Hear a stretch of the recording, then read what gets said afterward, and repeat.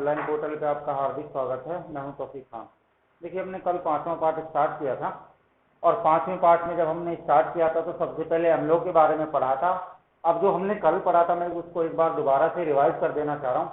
हमने सबसे पहले अम्ल के बारे में पढ़ा था। देखिए, अम्लों के बारे में क्या पढ़ा था कि अम्ल जो है ना, अम्ल को इंग्लिश में एसिड कहा जाता है और ये लैटिन भाषा के शब्द एसिड से मिलकर बना हुआ है, जिसका हिंदी में खट्टे से होता है। अतः हम लगभग सभी खट्टे पदार्थों को अम्ल कहते थे। अब देखिए, इसमें मैंने कुछ चीजें ये इसलिए नहीं बताई कि मैं इनको अलग से लिखवा लेना चाहता हूँ। जैसे अगर हम लोग की बात करें तो हमने देखें कि जैसे कि कौन कौन से लाल चींटी के आसवन लाल चींटी के डंक में फॉर्मिक अम्ल होता है, इमली में टार्टिक अम्ल होता है, दही में लैक्टिक अम्ल होता है, संतरे में एस्कॉर्बिक अम्ल होता है। समझ लो बात को। और इसी प्रकार सिरके में एसिटिक अम्ल होता है। तो ये बहुत सारे अम्ल हमारे पास थे। अगर इनका हम पता लगाएं कि अम्ल कहाँ पाए जाते थे, कैसे पाए जाते थे। फिर उसके बाद हमने अम्लों की कुछ क्वालिटीज पढ़ी थी, गुण पढ़े थे। हमने पढ़ा था कि अम्ल स्वाद में खट्टे होते हैं। फिर हमने इसके लिटमस के प्रति व्यवहार देखा था कि ये नीले लिटमस पत्र को लाल कर देते हैं। फिर हमने देखा था कि इनकी विलायक क्षमता उच्च होती है, अर्थात ये किसी भी विलेय या विलायक में आसानी से घुल जाते हैं। इसके बाद फिर हमने इसके बारे में पढ़ा था कि अम्ल जब अम्लों की अभिक्रिया धातुओं के साथ होती है तो अम्ल जो है ना हाइड्रोजन गैस देते हैं। हाइड्रोजन गैस की क्या क्वालिटी थी? उसकी क्वालिटी थी कि वो फट ध्वनि के साथ जलती थी। फिर लास्ट और इसका अंतिम बिंदु था कि अम्ल क्षारों से क्रिया करके उदासीन हो जाते हैं, अर्थात एक दूसरे के गुण को नष्ट कर देते हैं, समाप्त कर देते हैं और लवण तथा जल बनाते हैं। तो कहाँ तक ऐसा पढ़ा था, आपको ध्यान है? उसके लिए मैंने जब अम्लों की अभिक्रिया धातुओं के साथ हुई थी तो उनसे फिर मैं तुम्हें पता है क्या कर रहा था। हमने देखा था कि इसके लिए हमने रासायनिक समीकरण लिखे थे। इसी प्रकार क्षारों के साथ हमने जब क्रिया करवाई थी तो क्षारों के साथ क्रिया करवाने पर भी हमने आपको रासायनिक अभिक्रिया लिखवाई। अब देखिए, अम्ल बिंदु को हम पूरा कर लेते हैं। कहाँ कहाँ कैसे कैसे अम्ल पाए जाते हैं, इनके उपयोग क्या है, वो मैं आपको बता रहा हूँ। देखिए कैसे, जब हमने अम्लों के बारे में पढ़ा था, देखिए अम्ल पाए कहाँ जाते हैं मैं आपको बता देना चाहता हूँ। पहली बात देखिए, बात करता हूँ मैं एसिटिक अम्ल। देखिए एसिटिक अम्ल, इसका एसिटिक अम्ल कहाँ पाया जाता है? ये सिरके में पाया जाता है। आप सूत्र लिखना चाहते हैं तो CH3CH, वो पता है, आप जानते हैं सारी चीजें। दूसरा है टार्ट्रिक अम्ल। इसके बारे में क्या पढ़ा था? ये इमली में पाया जाता है। ये पौधे और जंतुओं में पाए जाने वाला लगभग अम्ल है, इसको हम पढ़ेंगे उपयोग में। तीसरा हमारे पास अम्ल था संतरे में।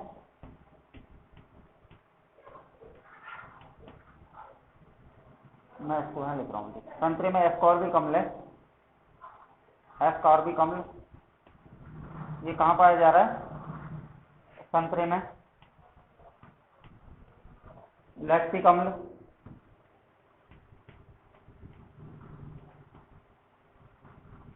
ये दही में पाया जाता है। साइट्रिक अम्ल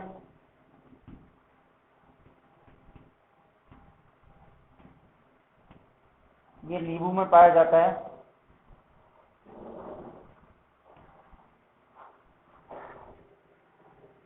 अगला देखिए, एसिटिक, टार्टिक, एस्कोरिक, लैक्टिक अम्ल और साइट्रिक अम्ल। एक और अम्ल है यार, lactic, citric, ascorbic, tartaric, acetic और हाइड्रोक्लोरिक अम्ल।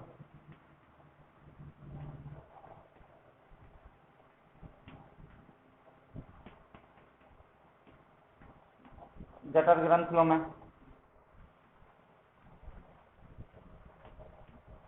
जठर रस में, जठर ग्रंथियों में, एक ही बात है। ठीक है, तो इस तरह के ये अम्ल जो जहां पाए जाते हैं ये अम्ल। ठीक है, अब आपको पता लग गया। एक बार दोबारा सुन लो, हम पढ़ रहे हैं अम्लों के बारे में। अम्लों के बारे में कल पढ़ा था कि अम्ल जो है, अम्ल को इंग्लिश में एसिड कहते हैं। एसिड जो है ये ग्रीक लैटिन भाषा के शब्द एसिड से मिलकर बना हुआ है, जिसका हिंदी में अर्थ खट्टे से होता है, अर्थात सभी खट्टे पदार्थ अम्ल कहलाते हैं। जैसे लैक्टिक अम्ल, एसिटिक अम्ल, टार्ट्रिक अम्ल, एस्कॉर्बिक अम्ल, लैक्टिक अम्ल, साइट्रिक अम्ल और हाइड्रोक्लोरिक अम्ल। पानी का जो इनका स्रोत है वो मैंने सामने लिख रखा है कि इमली में टार्टिक है, सिरके में एसिटिक अम्ल, एस्कॉर्बिक अम्ल संतरे में, लैक्टिक अम्ल दही में, साइट्रिक अम्ल नींबू में और हाइड्रोक्लोरिक अम्ल हमारे जठर ग्रंथियों में। तो ये जो इनके स्रोत, फिर इसकी हमने क्वालिटी पढ़ी थी। क्वालिटी के लिए हमने देखा था कि अम्ल क्या थे? ये स्वाद में खट्टे होते थे। ये नीले लेटरस पत्र को लाल कर देते थे। इनकी जो विलायक क्षमता थी उच्च होती थी। हमने पढ़ा था कि जब अम्ल धातुओं के साथ क्रिया करते हैं तो हाइड्रोजन गैस देते हैं, और जब क्षारों के साथ क्रिया करते हैं तो उदासीन हो जाते हैं, अर्थात लवण और जल बनाते हैं। इसी क्रिया को हमने लगभग उदासीनीकरण कहा था। पढ़ेंगे हम इसका आगे क्रिया को, उदासीनीकरण। ठीक है, अब पढ़ेंगे इसके अम्लों के उपयोग। अम्लों के वास्तव में उपयोग क्या है, इनको मिटा रहा हूं मैं, उतार लेना आप। ठीक है,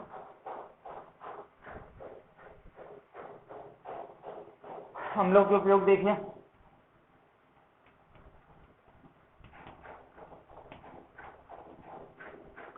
देखिए अम्लों की क्या उपयोग है। अम्लों के उपयोगों की अगर हम बात करें, देखिए आपको पहली बात तो याद रखनी है कि हाइड्रोक्लोरिक अम्ल, सल्फ्यूरिक अम्ल और नाइट्रिक अम्ल, ये तीनों, इनको खनिज अम्ल कहा जाता है। इन तीनों को खनिज अम्ल कहा जाता है, ये बात आपको याद रखनी है। परंतु कुछ पेड़ पौधे और जंतु में पाए जाने वाले, यानी पेड़ पौधे तथा जंतु में प्राकृतिक रूप से पाए जाने वाले अम्लों को कार्बनिक अम्ल कहा जाता है, ये बात आपको याद रखनी है। अब जैसे हम बात करें, जैसे टार्ट्रिक अम्ल, भाई इमली में पेड़ पौधा है इमली, ठीक है। सिट्रिक अम्ल, ठीक है। इसी प्रकार लैक्टिक अम्ल, ठीक है। एस्कॉर्बिक अम्ल। इन अम्लों को प्राकृतिक रूप से, क्योंकि ये पेड़ पौधे तथा जंतुओं में पाए जाते हैं, इस कारण से इनको कार्बनिक अम्ल कहा जाता है। आपको ये बात याद रखनी है, ठीक है। अब देखिए, परंतु इन अम्लों के बहुत सारे उपयोग हैं। इन अम्लों के उपयोग की मैं बात करूं तो आपको याद रखना है कि जो हमारे पास खनिज अम्ल है, जिनमें HCl, जिनको हाइड्रोक्लोरिक अम्ल भी कहते हैं, इसी प्रकार हमारे पास HNO3, जिसको नाइट्रिक अम्ल भी कहते हैं, इसी प्रकार हमारे पास सल्फ्यूरिक अम्ल, ठीक है। इन अम्लों के बारे में आपको याद रखना है कि ये अम्ल जो है ये हमारे दैनिक जीवन में काम आते हैं और इनके बहुत सारे उपयोग हैं। तो आपको याद रखना है कि खनिज अम्ल बहुत सारे, जो हमारे उद्योग धंधे हैं, खनिज अम्ल जो हैं, खनिज अम्ल किनको कहा जा रहा है, खनिज अम्ल हाइड्रोक्लोरिक अम्ल को, सल्फ्यूरिक अम्ल को, और इसी प्रकार नाइट्रिक अम्ल को खनिज अम्ल कहा जा रहा है। ये खनिज अम्ल हमारे बहुत से उद्योग धंधों में काम आते हैं। अब अगर मैं उन उद्योग धंधों की आपसे बात करूं तो उन उद्योग धंधे औषधि, पेंट, उर्वरक आदि में काम आते हैं। हाइड्रोक्लोरिक अम्ल अनेक उद्योगों में, बॉयलर और अंदर की चीजों को, उनकी सफाई करने के लिए हाइड्रोक्लोरिक अम्ल का आता है। अब ये बॉयलर जो है, इनको अंदर से साफ करने में इसका उपयोग होता है। बॉयलर को अंदर से साफ करने में इसका उपयोग होता है। और इसी प्रकार देखिए, सिंक व सैनिटरी को साफ करने में विशेष रूप से हाइड्रोक्लोरिक अम्ल का उपयोग किया जाता है। नाइट्रिक अम्ल के बारे में आप जानते हो, नाइट्रिक अम्ल जो है उर्वरक बनाने में काम आता है। देखिए, आपने कभी यूरिया का कट्टा देखा है? यूरिया के कट्टे पर लिखा होता है N=46। इसका मतलब होता है कि इस यूरिया में नाइट्रोजन जो है 46% है। तो ये जो है नाइट्रिक अम्ल है, जिसको हम HNO3 कह रहे हैं, इसका उपयोग उर्वरक बनाने में किया जाता है। और देखिए, ये बात आपको याद रखना है, नाइट्रिक अम्ल का हम क्या काम करें।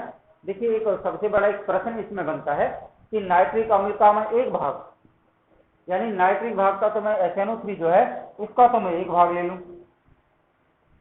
इसी प्रकार HCl के मैं 3 भाग ले लूं, तो इन तीनों को मिलाकर के एक अम्ल बनाया जाता है, जिसे अम्लों का राजा कहा जाता है, जिसे एक्वारेजिया कहा जाता है। एक्वारेजिया क्या है? देखिए, एक्वारेजिया एक तरह का सांद्र और तनु दोनों में पाया जाता है। इसकी विलायक क्षमता बहुत उच्च होती है और इसके बारे में यूं कहा जाता है कि ये सोने जैसे धातु को गला देता है। यानी सोना जो धातु है, जिसको हम आभूषणों के रूप में बनाते हैं, उस सोने को भी ये एक्वारेजिया गला सकता है। तो प्रश्न बनता है, एक्वारेजिया क्या है? आपको याद रखना है कि एक्वारेजिया जो है दो अम्लों कौन कौन से हैं? नाइट्रिक अम्ल का एक भाग और HCl का 3 भाग, यानी 1:3 के रूप में यदि हम नाइट्रिक अम्ल तथा HCl को मिला लें तो अम्ल एक ऐसा अम्ल बनता है जिसे अम्लों का राजा कहा जाता है। अब यूं तो सल्फ्यूरिक अम्ल को अम्लों का राजा कहा जाएगा, लेकिन सच्चाई बात यह है कि ये इतना बड़ा अनुपात होता है, ये सोने जैसे धातु को गलाने की क्षमता रखता है, जिसे हम एक्वारेजिया कहते हैं। तो अब आपको नोट बना के प्रश्न लिखना है, एक्वारेजिया क्या है आपको याद रखना है। जब दो अम्लों HNO3 तथा HCl को 1:3 में मिलाकर तैयार किया गया अम्ल एक्वारेजिया कहलाता है। इसकी विशेषता होती है कि सोने जैसे धातुओं को गला देता है, पिघला देता है, ठीक है। अब और भी देखिए, खनिज लवण हम अगर बात करें तो आपको ये बात याद रखनी है कि सल्फ्यूरिक अम्ल, अब सल्फ्यूरिक अम्ल की बात करें तो देखिए, सल्फ्यूरिक अम्ल जो प्राथमिक सेल होते हैं, द्वितीयक सेल, बैटरी, इनमें काम आता है। इनके अंदर ये भरा होता है, जैसे मैग्नीज डाइऑक्साइड का घोल होता है। सल्फ्यूरिक अम्ल इनके अंदर भरा होता है, सेल बैटरी जब हम इनको चार्ज करते हैं तो ये दोबारा से आवेशित हो जाते हैं। तो सल्फ्यूरिक अम्ल का जो कार्य है वो सेल बैटरी आदि में इसका उपयोग होता है। और देखिए, और भी आपको मैं ये बात बता देना चाहता हूँ कि ये बात आपको याद रखनी है कि सल्फ्यूरिक अम्ल को अम्लों का राजा कहा जाता है। सल्फ्यूरिक अम्ल को, ऐसे तो इसको मैं तुम्हें कह रहा था क्योंकि ये स्तनु और सांद्र दोनों अवस्थाओं में पाया जाता है। सल्फ्यूरिक अम्ल को अम्लों का राजा कहा जाता है क्योंकि सल्फ्यूरिक अम्ल जो है किसी देश की प्रगति के लिए जरूरी है कि सल्फ्यूरिक अम्ल का वो कितना उत्पादन करता है, क्योंकि जिस देश के पास में इसके विकास में सल्फ्यूरिक अम्ल का बड़ा योगदान है, मैं आपसे यही कहना चाह रहा हूँ, इसको अम्लों का राजा कहा जा रहा था क्योंकि ये इसकी औद्योगिक, उसकी टेक्नोलॉजी को बनाने में, सुधारने में इसका बहुत बड़ा योगदान है। अब तुम देख रहे हो सेल बैटरी जो बड़े बड़े औद्योगिक कामों में, औद्योगिक धंधों में काम आने वाले उपकरण है जो देश की प्रगति के लिए सहायक हैं, वो इस बात का निर्धारण करते हैं कि देश में सल्फ्यूरिक अम्ल का कितने प्रतिशत रूप से इसका उत्पादन करता है। तो अब आपको 4-5 चीजें समझ में आई। मैं आपको बता चुका हूं कि तीनों अम्ल, मैं उपयोग अम्लों के बता रहा था आपको, जो मैंने बोला उसको क्रमवाइज नोट बना के लिख सकते हो। HCl, H2SO4, HNO3, ये तीनों को खनिज अम्ल कहा जाता है। ये खनिज अम्लों के बहुत सारे उपयोग होते हैं उद्योग धंधों में, बहुत सारे उद्योग धंधों में इनका उपयोग किया जाता है। मैं आपको बता चुका हूँ कि जैसे HCl जो हाइड्रोक्लोरिक अम्ल है, बॉयलर को, सैनिटरीज के सामान को साफ करने में इसका उपयोग हो जाता है। अगर बात करें नाइट्रिक अम्ल की, तो नाइट्रिक अम्ल का उपयोग उर्वरक बनाने में किया जाता है। आपने देखा होगा यूरिया के कट्टे पर N=46 लिखा होता है। इसका मतलब इस यूरिया की खाद में नाइट्रोजन की 40% मात्रा है, जो कहाँ से आई है? नाइट्रिक अम्ल से। तो नाइट्रिक अम्ल का उपयोग उर्वरक बनाने में किया जाता है। तीसरी बात हमने देखा था कि नाइट्रिक अम्ल से एक बहुत बड़ा अम्ल तैयार किया जाता है जिसे हम एक्वारेजिया कहते हैं। एक्वारेजिया में नाइट्रिक अम्ल का 1 भाग और सल्फ्यूरिक हाइड्रोक्लोरिक अम्ल के 3 भाग, यानी 1:3 के रूप में जब इन दोनों अम्लों को मिलाते हैं तो एक्वारेजिया, ऐसा बना अम्ल जो है एक्वारेजिया कहलाता है। एक्वारेजिया की क्वालिटी होती है, तो एक्वारेजिया सोने जैसे धातु को गलाने की क्षमता रखता है। उसके बाद फिर हमने सल्फ्यूरिक अम्ल के बारे में देखा था कि सल्फ्यूरिक अम्ल जो है H2SO4, इसके बहुत सारे उपयोग होते हैं। सेल बैटरी और बड़े बड़े उद्योग कारखानों में इसका उपयोग होता है। और आपको याद रखना है कि अम्लों का राजा सल्फ्यूरिक अम्ल को कहा जाता है क्योंकि किसी भी देश की औद्योगिक प्रगति, उन्नति के लिए सल्फ्यूरिक अम्ल का उत्पादन कितने प्रतिशत हो रहा है इस बात पर निर्भर करता है। ठीक है, तो ये सारी चीजें आपको अम्लों के उपयोग समझना है। अब अगला बिंदु है हमारा क्षार। अब इस क्षारों के बारे में देखिए कैसे कैसे हम लोग पढ़ेंगे, क्षार क्या है, ये किस तरह से उनके बारे में हम पढ़ेंगे। तो क्षार जो हमने अम्ल पढ़ा, ये अम्ल का पूरा बिंदु दैट क्लियर, इसमें कोई दिक्कत नहीं आनी चाहिए क्योंकि हमने अभी पढ़ लिया कि अम्ल जो है किस तरह के होते हैं। अब हम क्षारों के बारे में बात करते हैं। देखिए क्षार क्या है, तो अम्लों के बारे में पढ़ लिया, इसकी विशेषता हमने पढ़ ली और अम्लों के उपयोग हम लोगों ने पढ़ लिया। अब बात करते हैं दूसरा बिंदु क्षार। क्षार देखिए,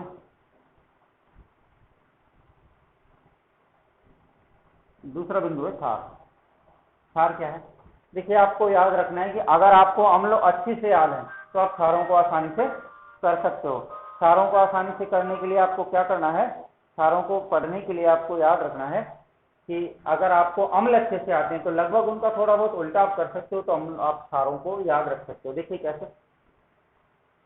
देखिए हमने देखा था कि क्षार जो है ये स्वाद में कड़वे होते हैं। इनका जब इनको हम स्पर्श करते हैं तो ऐसा महसूस होता है कि किसी डिटर्जेंट या साबुन को स्पर्श करो। साबुन ये स्वाद में कड़वे और तीखे होते हैं। इनका स्वाद जो है थोड़ा सा कड़वा और तीखा होता है, और इनको जब हम स्पर्श करते हैं तो हमें ऐसा स्पर्श होता है कि ये स्वाद में ऐसा स्पर्श होता है कि जैसे हम किसी साबुन या अपमार्जक, जिसको हम डिटर्जेंट भी कहते हैं, को हम स्पर्श कर रहे हैं। तो ये क्या है? ये साबुन और अपमार्जक क्या ये वास्तव में क्षार जैसे होते हैं?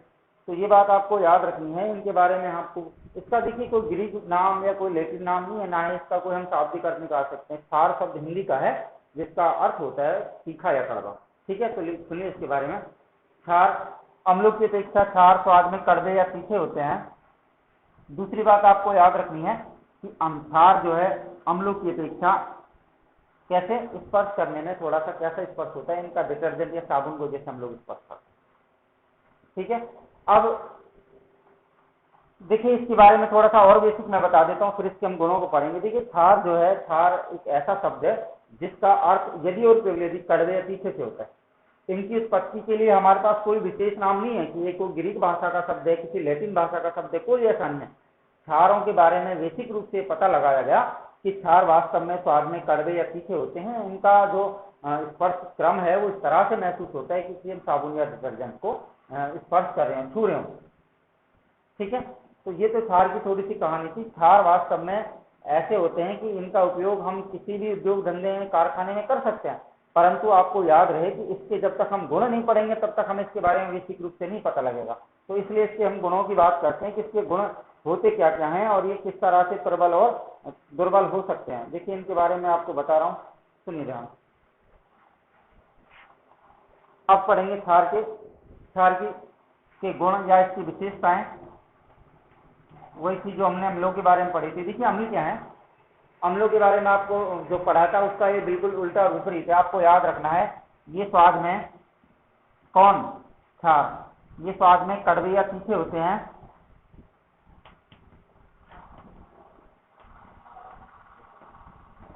ये स्वाद में कैसे होते हैं, कड़वे या तीखे होते हैं। दूसरा बिंदु देखिए, हमने अम्लों का लिटमस के प्रति व्यवहार देखा था, अब क्षारों का व्यवहार देखते हैं, ये लिटमस के प्रति कैसा व्यवहार करते हैं।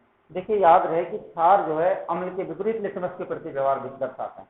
कैसे, हमने देखा था अम्लों के बारे में कि अम्ल जो है नीले लिटमस पत्र को लाल करते हैं। इसके लिए हमने क्रियाकलाप किया था कि हमने जब रंगीन कागज के, नीले रंगीन कागज के टुकड़े को अम्ल के ऊपर से गुजारा था तो देखा था कि कुछ समय पश्चात वो नीले रंग का लिटमस पत्र जो है लाल रंग का हो जाता था। परंतु अगर हम क्षार की बात करें तो ये इससे उल्टा और विपरीत लिटमस के प्रति व्यवहार दर्शाता है। वो कैसे, ये लाल लिटमस पत्र को नीला कर दो। अगर हम क्या काम करें, लाल रंगीन कागज का लिटमस पत्र या टुकड़ा जब किसी क्षार जैसे सोडियम हाइड्रोक्साइड या पोटेशियम हाइड्रोक्साइड के पास से गुजारते हैं तो हम देखते हैं कि वो जो लाल रंग का लिटमस पत्र है वो नीले रंग का हो जाता है। तो लिटमस के प्रति व्यवहार क्या है इसका, ये जो है ना कौन, क्षार, ये लाल लिटमस पत्र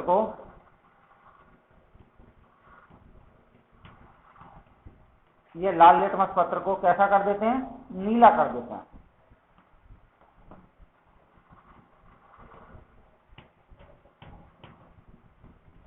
तीसरी बात देखिए, इनकी अगर हम विलायक क्षमता की बात करें तो इनकी विलायक क्षमता थोड़ी सी कम होती है। किसके अपेक्षा, अम्लों की अपेक्षा, क्योंकि देखिए ये सांद्र अवस्था में, गाढ़े अवस्था में ये बहुत कम क्रिया करते हैं, लेकिन तनु अवस्था में इनकी क्रियाशीलता अम्लों जैसी होती है। तो आपको याद रखना है इनकी विलायक क्षमता अम्लों से थोड़ी कम होती है, ऐसा लिखना है। ऐसा नहीं लिखना कि इसकी तीक्ष्ण होती है, ये दुर्बल होती है, ऐसे नहीं लिखना है कि क्षारों की जो विलायक क्षमता है वो अम्लों की अपेक्षा कैसी होती है, थोड़ी सी कम होती है।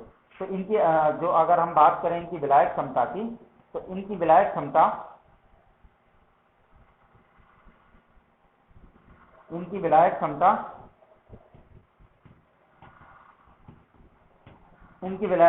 अम्लों की अपेक्षा थोड़ी कम होती है। ठीक है,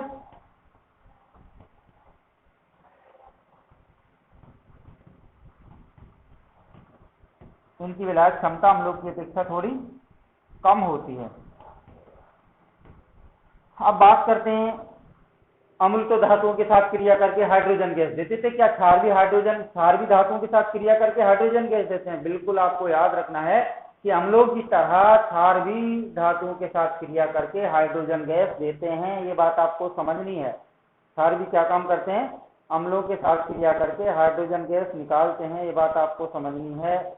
अब ये कैसे समझनी है, ये बात मैं रासायनिक समीकरण के तौर पर आपको उनको बता सकता हूँ।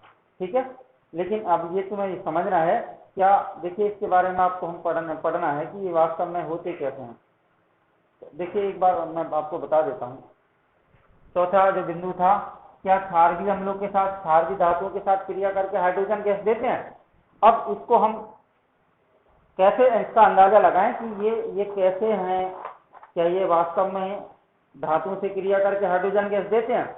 अब इस चीज की जानकारी मैं तुम्हें बता रहा था कि इसके बारे में आपको करनी है, लेकिन ये बात आपको याद रहे कि वास्तव में जो क्षार हैं ये किसी भी धातु, अब चाहे मैग्नीशियम हो, सोडियम हो, क्लोराइड हो, क्लोरीन हो, कोई भी धातु हो, क्या ये इसके साथ क्रिया करके हाइड्रोजन गैस दे सकते हैं? ये चीज हमें समझनी है। तो आपको मैं बता रहा था कि ये चीजें आप कैसे करोगे, कैसे समझोगे, मैं तुम्हें ये चीज बता रहा हूँ। ठीक है, अब इसके अलावा और चीज हम देख सकते हैं। देखिए कैसे, कोई भी हमने धातु ली, जैसे मैग्नीशियम, इसकी मैं अब क्रिया KH के साथ करा रहा हूँ। KH क्या है, क्षार है। अब इस समीकरण से आप कुछ बता सकते हो कि क्या वास्तव में ये इसके साथ क्रिया करके हाइड्रोजन गैस दे सकता है? बताओ मुझे, तुम अब इस समीकरण से कैसे अंदाजा लगा सकते हो कि ये सही है? इसके अलावा अगर जब मैं इस चीज की सोडियम हाइड्रोक्साइड ले लूं, इससे अंदाजा लगा लो, ये भी प्रबल क्षार है। अब तुम कैसे अंदाजा लगाओगे कि ये सही है, परंतु एक अणु के साथ तो क्रिया कर नहीं सकता है? बताओ, कर सकता है? मुझे ये चीज समझ में नहीं आ रही, क्या क्षार भी अम्लों की तरह क्रिया करके हाइड्रोजन गैस दे सकते हैं?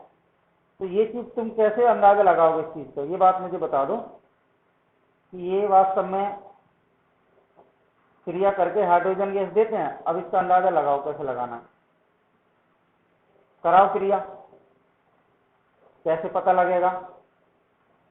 क्यों भाई, मैं ये चीज आपसे पूछना चाह रहा हूं कि क्या ये वास्तव में क्रिया करके हाइड्रोजन गैस देते हैं? चेक करते हैं एक बार, देख, इसके दोनों ले लेते हैं, है ना? तो ये क्या बनेगा, MgO का होल ट्वाइस मैग्नीशियम हाइड्रोक्साइड बन जाएगा, ठीक है। और सोडियम की अगर हम बात करें तो इसके आगे दो लगा नहीं बन रहा भाई। और दूसरा समीकरण लेते हैं,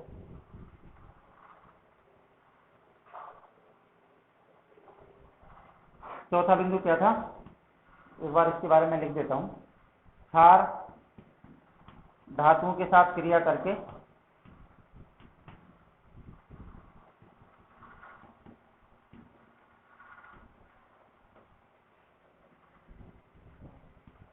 H2 गैस, अब ये छोड़ देते हैं देते हैं कि नहीं देते हैं। ये समीकरण जब हमें स्पष्ट हो जाएगा कि वास्तव में ही इस समीकरण से ऐसा अंदाजा लग रहा है कि ये वास्तव में हाइड्रोजन गैस देते हैं, तब हम आगे देखेंगे कि भाई हाँ ये देते हैं कि नहीं देते हैं। तो ये चीज ही तो हमें समझनी है कि क्या वास्तव में ये क्रिया करके हाइड्रोजन गैस देते हैं। इसका हमें अंदाजा लगाना है कि क्या वास्तव में क्षार भी धातुओं के साथ क्रिया करके हाइड्रोजन गैस देते हैं कि नहीं देते हैं, ये हमें समझना है। तो अब इसका कैसे पता लगे, हमें समीकरणों से अंदाजा लगाएंगे हम इस चीज के बारे में कि वास्तव में देते हैं कि नहीं देते हैं। मेरे दिमाग से तो कोई ऐसा समीकरण बैठ नहीं रहा कि ये करते हैं, लेकिन आपको याद रखना है, मैं आपको बता देता हूँ। देखो देते हैं, कैसे देते हैं, मैं क्या काम करूँ, एनीवेज इसके मैं दोनों लेता हूँ और मैं इसकी जिंक के साथ अभिक्रिया करवाता हूँ। तो अब तुम अंदाजा लगा सकते हो कि इस अभिक्रिया के दौरान क्या बनेगा, किस तरह से ये देंगे, हैं बताओ आप। ये देगा, ये कैसे देगा, Na2 plus ZnO2 plus H2। इसका मतलब देते हैं भाई हाइड्रोजन गैस निकल रही है। इसका मतलब ये हुआ कि क्षार भी, इस शब्द लगाना, क्षार भी धातुओं के साथ क्रिया करके हाइड्रोजन गैस देते हैं, ये पक्का है। किसकी तरह, अम्लों की तरह, ठीक है। और पांचवा बिंदु हमारे पास है, जब अम्ल, देखिए बात आपको पांचवा बिंदु है, ये तो आपको समझ में आ गया होगा। रीजन पता है क्या है, रीजन यह है कि जब अम्ल धातुओं के साथ क्रिया, अम्ल क्षारों के साथ क्रिया करके हाइड्रोजन, अम्ल जो है क्षारों के साथ क्रिया करके उदासीन हो जाते हैं, एक दूसरे के गुण को नष्ट कर देते हैं। तो फिर क्या क्षार धातुओं के साथ, क्षार अम्लों के साथ क्रिया करके उदासीन हो सकते हैं? हो सकते हैं, क्योंकि अम्ल तो क्षारों के साथ क्रिया करके उदासीन हो रहे हैं। क्या क्षार अम्लों से, वही तो बात है, मैं अम्ल को पहले लिखूं चाहे बाद में लिखूं, क्षार को चाहे पहले लिखूं बाद में, बात तो वही है ना। इसका मतलब ये हुआ कि जब अम्ल क्षारों के साथ क्रिया करके उदासीन हो सकते हैं, एक दूसरे के गुण को नष्ट कर सकते हैं, तो क्षार भी तो अम्लों के साथ क्रिया करके उदासीन हो जाते हैं। तो आपको ये बात याद रखनी है, पांचवा गुण क्या है, कि क्षार भी अम्लों के साथ क्रिया करके,